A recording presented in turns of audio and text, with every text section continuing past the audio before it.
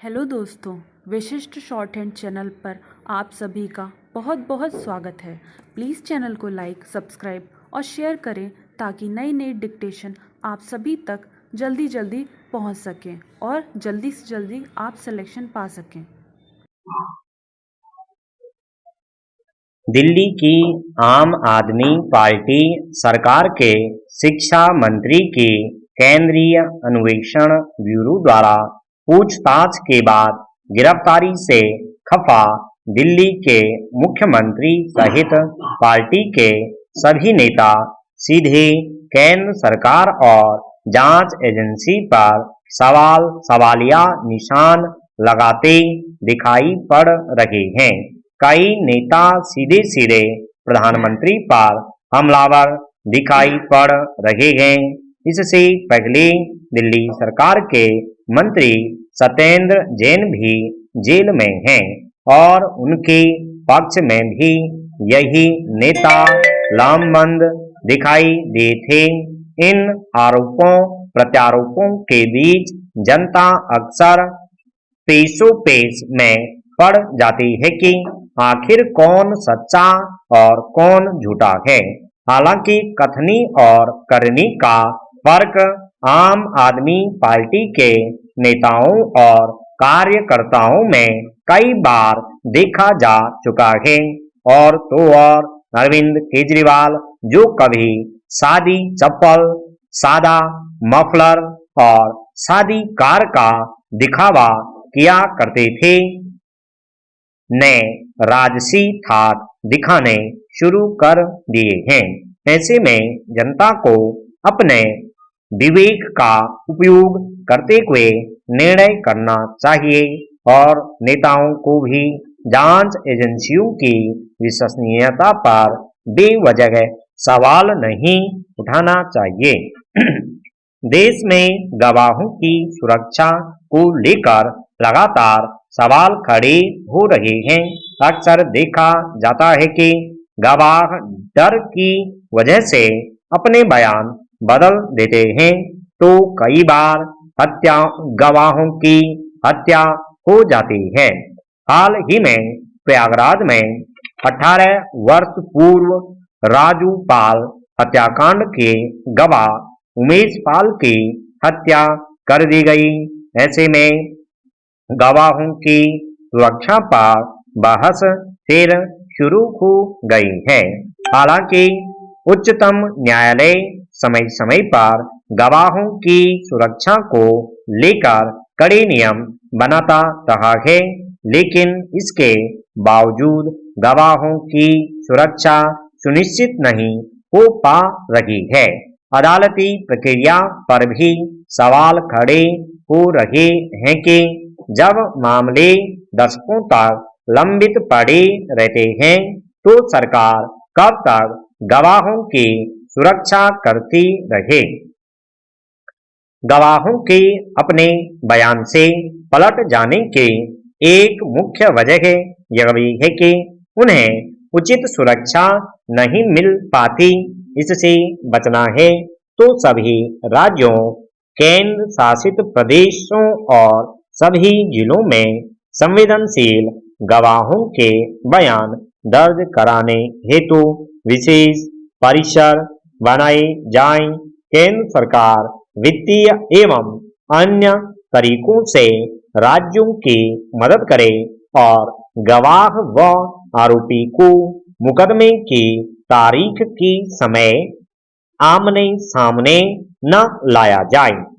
मुकदमे के जल्द निपटारे का इंतजाम किया जाए और इस दौरान गवाहों को पुख्ता सुरक्षा मुहैया कराई जाए। गवाह न्यायालय की आंख और कान होते हैं।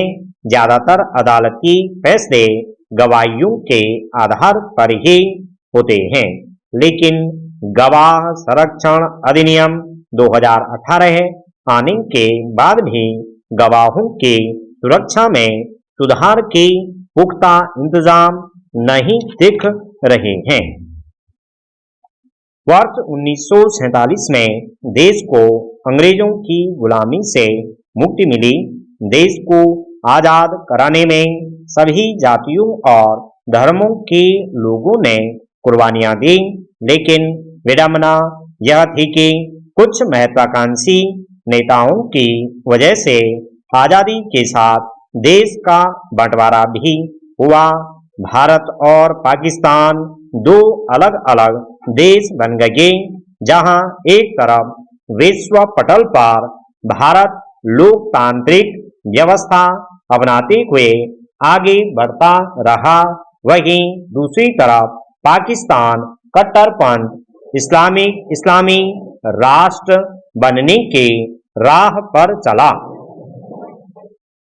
आज भारत विश्व में एक ताकतवर देश के रूप में पहचाना जाता है, तो उसमें सभी राजनीतिक दलों का और देश के सभी पूर्व प्रधानमंत्रियों का योगदान है, चाहे वो नेहरू जी हों, शास्त्री जी हों, इंदिरा गांधी हों, अटल जी हों। इनके अलावा भी देश की कमान संभालने का जिन भी लोगों को मौका मिला, उन्होंने देश को आगे ही बढ़ाया। आज प्रधानमंत्री नरेंद्र मोदी के प्रयासों से हम विश्व में एक ऐसी ताकत माने जाते हैं जिसे कोई भी देश नजरअंदाज नहीं कर सकता, लेकिन पाकिस्तान में सब कुछ इसके विपरीत हुआ। पाकिस्तान में ज्यादातर समय सत्ता फौज के हाथों में रही। फौजी जनरलों ने जब भी चाहा पाकिस्तान के लोगों द्वारा चुनी हुई सरकार को गिरा दिया। कभी आयूब खान तो कभी जिया उल हक आए, तो कभी परवेज मुशर्रफ, तो कभी बाजवा। केवल तस्वीरें बदलती रही, लेकिन आवाम का गला घोटने वाले फौजी हाथ वही रहे। फौजी जनरलों ने तो पाकिस्तान को लौटा ही चुने हुए नुमाइंदों, चाहे वह भुट्टो परिवार हो या शरीफ परिवार, ने भी दो ही काम किए। पहला देश को लूटने का और दूसरा पाकिस्तान की जनता को भारत के खिलाफ भड़काने का। पाकिस्तान के फौजी जनरलों और नेताओं ने देश और विदेश में अकूत संपत्ति इकट्ठा की। आज देश दिवालिया होने की कगार पर है, महंगाई चरम पर है, बेरोजगारी और भूखमरी बढ़ रही है, तो इस सब की वजह वहां की फौज और नेता ही हैं। अब वहां की जनता को ही सड़कों पर आना पड़ेगा और फौज और राजनीतिक दलों पर यह दबाव बनाना पड़ेगा कि भारत से दोस्ती करें, देश के संसाधन अवाम की खुशहाली में लगाएं, न कि हथियार खरीदने में। रूस यूक्रेन युद्ध को एक वर्ष पूरा हो चुका है। युद्ध के शुरुआती दिनों में यह अनुमान लगाया जा रहा था कि रूस के आगे यूक्रेन 5-7 दिन से अधिक नहीं टिक पाएगा, परंतु अमेरिका और नाटो देशों द्वारा सैन्य मदद की वजह यूक्रेन अब भी मैदान में डटा हुआ है और फिलहाल युद्ध के खात्मे की संभावना नहीं दिखती। पुतिन कई बार परमाणु बम तक की धमकी दे चुके हैं। यदि परमाणु हमला होता है तो यह संपूर्ण विश्व के लिए भयावह होगा। यह युद्ध अब रूस और यूक्रेन का आंतरिक मामला नहीं रह गया है, बल्कि इसने पूरी दुनिया को नकारात्मक रूप से प्रभावित किया है।